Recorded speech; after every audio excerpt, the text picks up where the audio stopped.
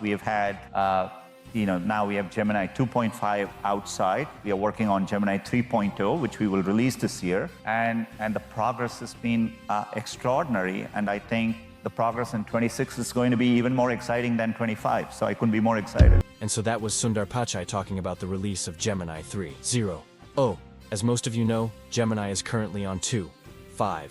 It's currently state-of-the-art in many areas. I know most people are using this model and they are pleasantly surprised.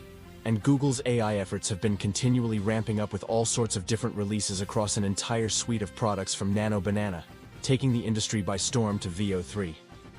One doing everything that it does.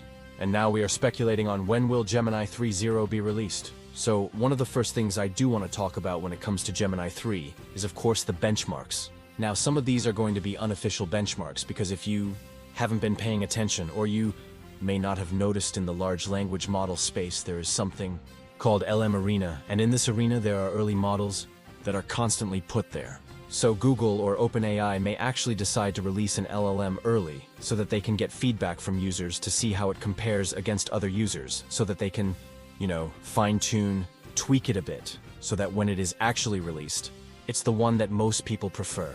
And what we can see here is remarkable. Go in the benchmarks.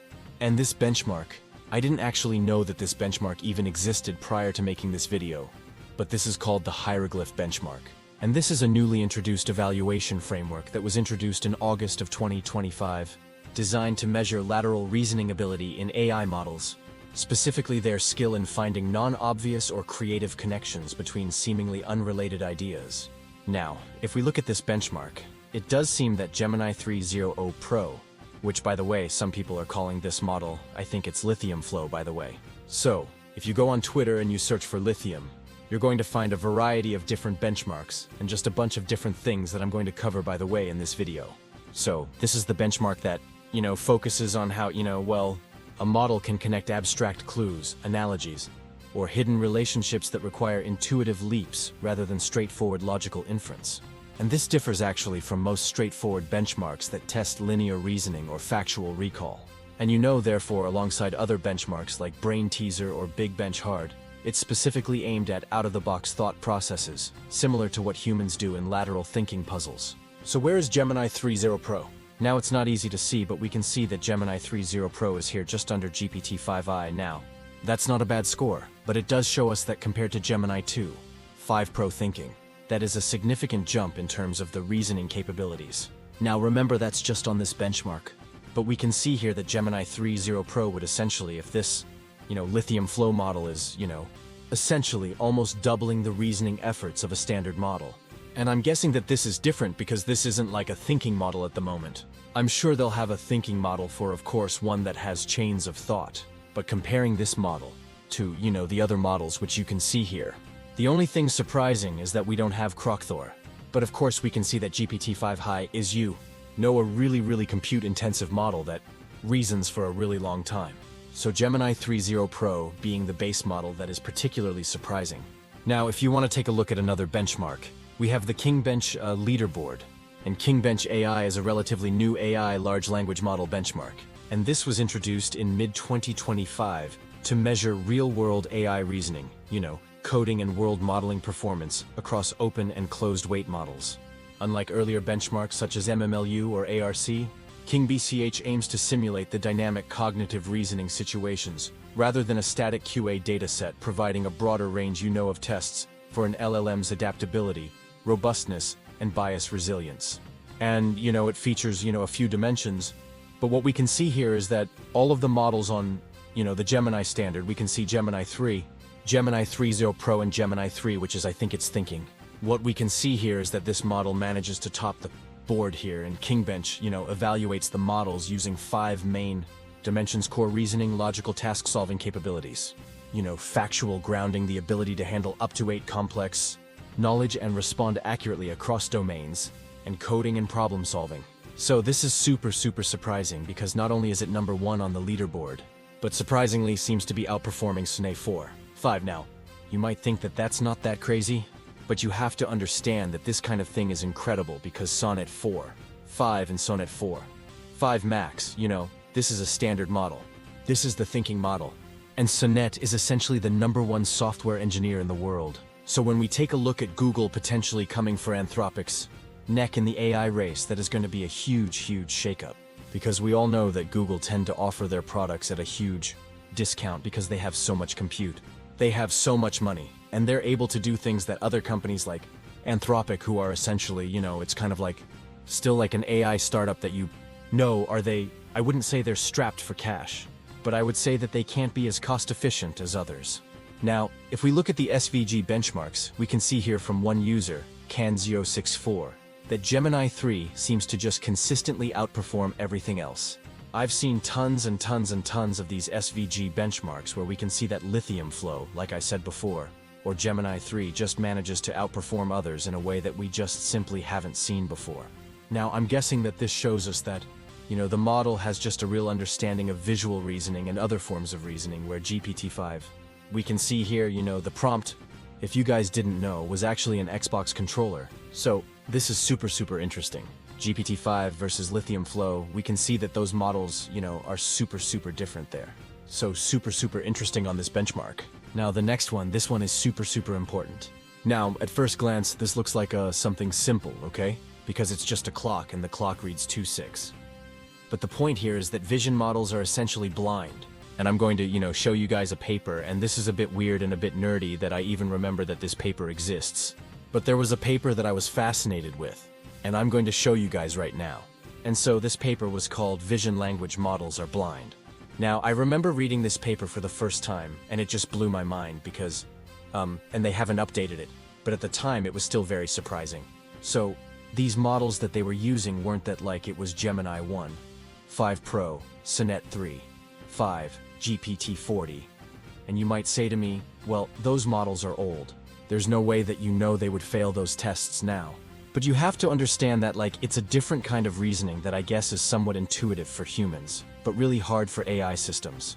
And I want to show you guys exactly why that is and why it's so crazy. So you can see right here, if I just zoom in a bit, we have 4 different intersections of lines. And I'm going to relate this back to the clock point in just a second. Just bear with me. But we can see here that if you asked yourself, do these lines have any intersections? Meaning, do they touch? It's easy to say no. Does this line have any intersection? That has 1, this has 1, and this has 2.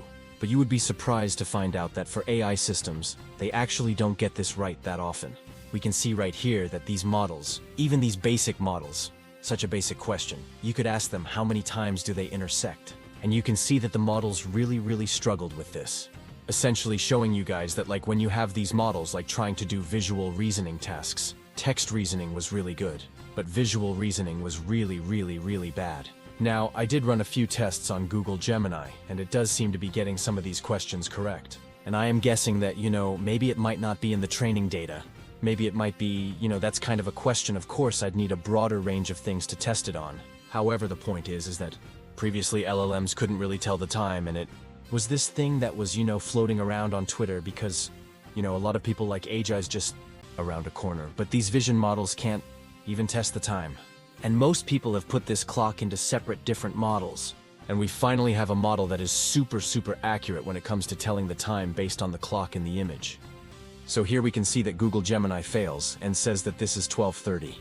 You can also see Claude Sonnet here says that this is, 12:30 as well. They actually do fail. And yeah, after a bit more reasoning, just telling it 6:30, bro, it says looking at it again, you're right. It is 6:30. And this is something that the Lithium Flow, which is Google's model, was able to get correctly. Now, most people won't realize this because this is not something that most people are doing.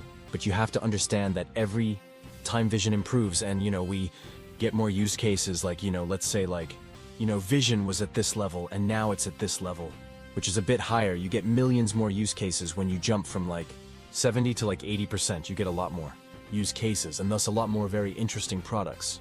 So this is the kind of thing I don't know, most people wouldn't have cared about this, but for me, this one was super, super fascinating because vision models inherently, the way they're designed is just super, super tricky. Now, if we're talking about, other things as well, for example, potentially the other capabilities, I can talk about the fact that it managed to, one-shot this website. This one right here was really, really cool. This is something called Apex Alpha. I'm guessing this is a virtual website that doesn't really exist. But this doesn't look like your traditional, Claude lovable basic website that looks super simple. And the point here is that what we do have is we have a situation on our hands where Gemini 3.0 Pro, and this is something I want you guys to understand, might be the best coding model to exist. And you can look at the other parts of this website as well. This design looks super amazing, super incredible. And there was also some other coding abilities of the model, and it managed to code this. And honestly, I apologize for my poor gameplay here, but this was essentially a version of Geometry Dash, which is a pretty hard game. And honestly, I'm terrible at this. So you can't take my gameplay for how good the game is. But basically, it was able to code this in one shot, just like thousands of lines of code, and it was able to code this pretty effectively. I'll be sharing everything with, in the description on, the games I played. There's community sharing all the prompts and stuff, and so it's super interesting because this is pretty much confirmed. We're seeing from testing catalog that, Gemini 3.0 Pro, we're going to upgrade you like the line's already there. And it's important to know that, okay, we've spoken about capabilities and stuff like that. When is the potential release date for Gemini 3.0? Most people want to know, when is this model going to be coming out? Now, some information on Polymarket says that there is a 62% chance that it is going to be coming out by the end of October 31st. I'm not sure if I believe that much, because historically Google have released their models towards the end of the year, and I do believe that that's probably what they're going to be doing again. I don't see any reason for them to push this out, especially considered they just pushed an update to VR3. Maybe they will. I'm not entirely sure. But I do know that these Polymarket predictions do hold a decent amount of weight for, different kind of worldwide predictions, and they usually are pretty accurate. But just me personally, I don't see any need to do that unless Google feels like they're falling behind. Of course, if there are certain things that happen in the AI space, maybe they may release it earlier, but I'm not expecting it. But if they do release it, then I certainly will be there. Now, of course, this is why I say that, Google are probably going to release the best coding model. So Amar Resi, this guy, I think he's the lead of Google AI Studio. And someone said, yeah, you can't really vibe code with Gemini 2. 5 Pro right now, and all the others are far superior at coding. Grok 4 even solves issues 1 Opus couldn't solve for me. We definitely need something like a Gemini 3 Pro for vibe coding if they're serious about it. And then, he says everything sets up for the next thing. So it's quite, indicative of the fact that they're really trying to solve this coding area for Gemini 3 and semi-analysis, which is a specialized research and consulting firm known for its deep technical analysis of the semiconductor and AI industries. Founded by D. Patel, they tweeted out something super interesting. They said, because Google is so bad at tweeting, we'll do it for them. Gemini 3 is shaping up to be an incredibly performant model, especially at coding and multimodal capabilities. So this essentially means that coding is going to be one of those areas where we're likely to see a big jump, potentially even far surpassing what we currently do have from other AI systems. And additional to that, we also do have multimodal capabilities, which I've just spoken about, which is what I personally do believe will happen once we do get that situation on our hands, when the model is finally released and we're able to test those vision capabilities. So for me personally, I do believe that Gemini 3.0, once it's here, it's likely going to be a model that is great at coding and multimodal capabilities, because realistically, the industry isn't focusing that much there, and Google can once again make some ground. And this is once again another clip of where Sundar Pichai, and once again we can look at where Sundar Pichai references Gemini 3.0 in regards to 2026.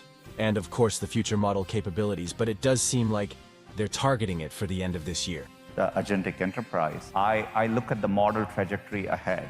As we are working with Gemini 3.0. In 26, we're going to make, we've already had dramatic progress for the past couple of years. The progress ahead is palpably going to be, you're going to feel these models are going to be really intelligent agents.